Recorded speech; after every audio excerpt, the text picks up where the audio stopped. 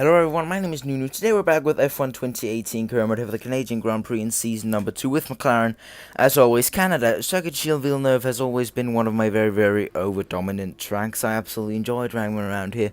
And also have some pretty solid lap times, so we'll see how it plays out today. Of course, with Fernando Alonso's AI being absolutely great. You can see we're third in the development charges, right behind Red Bull, who's right behind Ferrari. Mercedes falling a little bit behind, but we'll see the real qualifying orders. We're about to get into qualifying of the Canadian Grand Prix. Welcome again then, and we hope you're ready for another fantastic session as the teams prepare to unleash their cars for qualifying at the Canadian Grand Prix.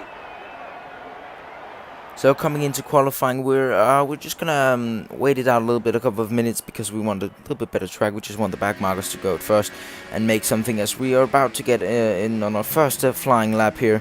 It was a pretty decent flying lap, and it was not too bad. It was pretty good. I had a lot of clean runs. This one is one of my most struggle corners, turn 7 or something, I think.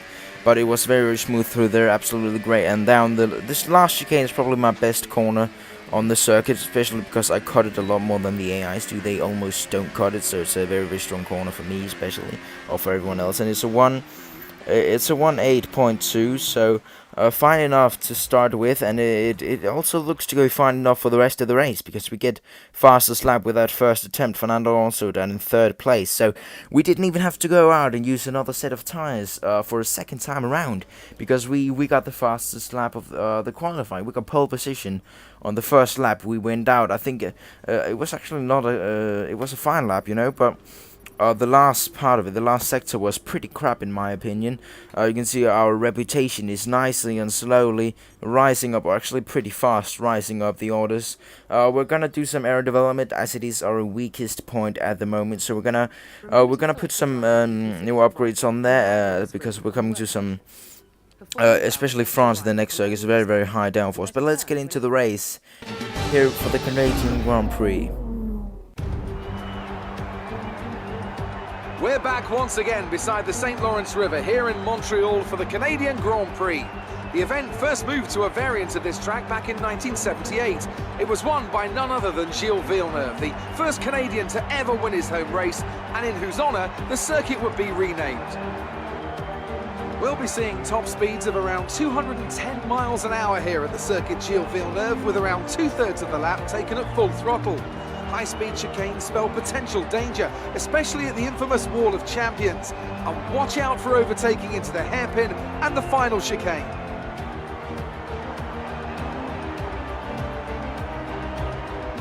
Also here, of course, is Anthony Davidson. Let's talk about Ferrari. They've had one retirement in the last 5 races. What do you think that says about the reliability of their car? It's a good statistic for sure, as it demonstrates not only mechanical reliability, but consistency from both drivers as well. These are 2 of the first boxes you have to tick for any successful season. So here we are on the grid for the Canadian Grand Prix.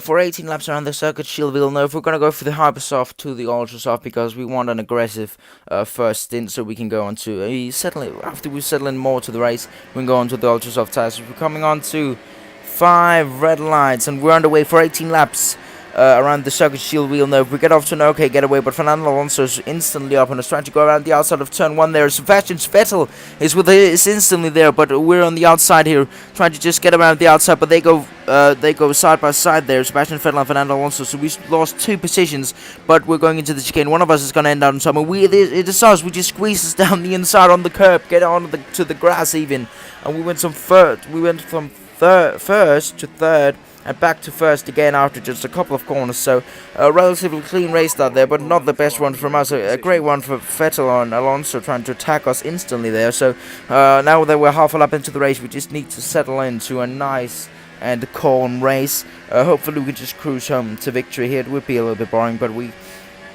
hope to cruise home to victory, because of course this is a very nice track, and it's a very fun track. The 18 laps go very fast there. As you can see, Alonso just trying to find the gap right behind us to overtake Sebastian Vettel, so we can get a 1-2 and increase the Constructors' Champion and the Drivers' Championship.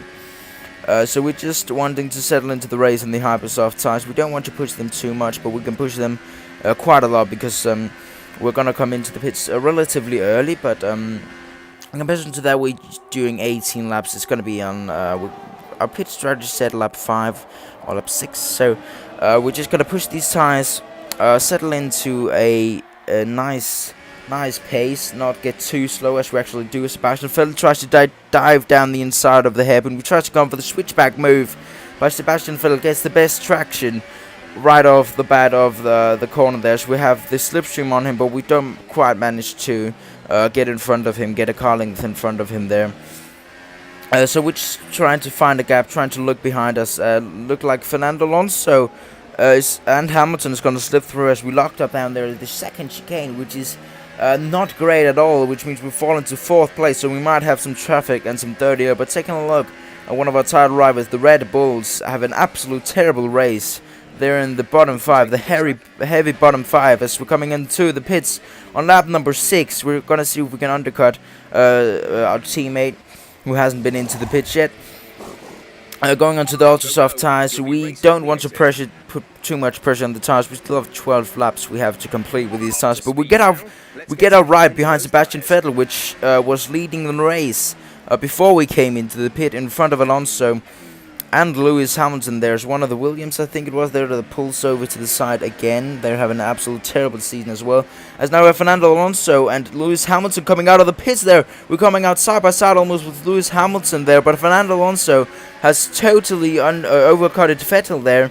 So he comes out on the lead, and Hamilton trying to go down the inside of the chicane there. They're going side by side still, as we can't overtake because this section there is quite tight. There's not any runoff area at all right there, as we now try to go for the overtake on Sebastian Vettel, but our inside turns to the outside, so we squeeze him tight to the apex, so we get the good corner exit, and up into 3rd place we go. So at the moment it's a 1-3 for McLaren, which is fine enough, but we still want to get Lewis Hamilton at some point, who's actually trying to overtake Fernando Alonso coming into turn 1, and he does get him into turn 1 and out of the turn 2 and 3 there, but now we're closing very, very close to them. We're very, very close to our teammate, which is great for our rival. We of course want to get a very, very good rival. We want to get close to him. As they slow down very, very much through the chicane, as trying to go side by side, which is the worst place. They could go side by side, but me and Fernando Alonso as DRS and the slipstream, we pull to either side of Lewis Hamilton, trying to squeeze it down the inside, get onto the curb there, but Lewis Hamilton just continues straight on there, and I think he pushed Alonso out onto the grass. He really felt the pressure, Lewis Hamilton, so he just kept going forward. Here you have a replay of the exact same situation there. We actually get a bit of curb there, but he just pushes Alonso right onto the grass. That would be very, very controversial whose fault that was, but here was from Lewis Hamilton. There was a McLaren on the other side. He felt the pressure. He just continued straight on, just forgot to turn or something like that. But a lap later, he's actually fallen, half a lap later, he's actually fallen down to the Ferraris. So now Vettel and Raikkonen will put on some pressure on Lewis Hamilton, which is of course not good for him, because they'll disturb each other's racing lines and lose a lot of time for them, which means positive for me and Alonso, who can just pull out a giant lead in front and eventually get a 1-2 for McLaren. That would be the optimal, but of course retirement motor engine issues could come into play, but we don't hope that is. So Sebastian Vettel inside on top of this battle. So Lewis Hamilton has fallen down behind one Ferrari in front of another Ferrari, so he's in a Ferrari sandwich at the moment, as we now have a virtual safety car on track. I don't actually know why, because it was literally a couple of seconds long. It was just there to, I think it was Grosjean there. Yes, it is Grosjean there right in front of us, who has another puncture. Another puncture for him. He had one in Baku as well. He's just so unlucky in the start of the season, almost like real life. He has so many punctures, that Grosjean there. But Alonso, they're cruising past us with the DRS into turn 1. So we don't want to disturb each other's racing lines too much and slow each other too much down, because that would allow the Mercedes and the Ferraris catch up. As we go straight on there, we just made a bit of contact with Alonso's bumper. We go straight on, but I could just floored it, but I didn't decide to, because, you know, sportsmanship. As we try to go to the outside of turn 1, outside turns 2 inside, and we keep tight to the curb, and we get Fernando Alonso into the lead. We go here in the Canadian Grand Prix on lap 16 out of 18, who's coming on to the last lap of the race. Can we pull this one home to be a victory? Fernando Alonso overtakes us there just a couple of corners before the end, but we just squeeze through to the outside. We of course leave a lot of space to each other because we're teammates, maybe a bit more than we should if it was against another. So coming into the last corner of the race, Fernando Alonso tries to go to the outside of the chicane, but we have the inside line, so we get very, very close to the wall of champions as we come onto the start-finish line to claim victory here at the Canadian Grand Prix, right in front of our teammate and right in front of the Ferraris and the Mercedes. And it's a victory here at the Canadian Grand Prix. Absolutely great. A 1-2 for McLaren. We pick up even more points in the Constructors' Championship. You can see Lewis Hamilton there has an absolutely bad championship this season. We're in second place, close down the gap to 12 points. Maybe we can take that one over later in the season. We definitely hope so.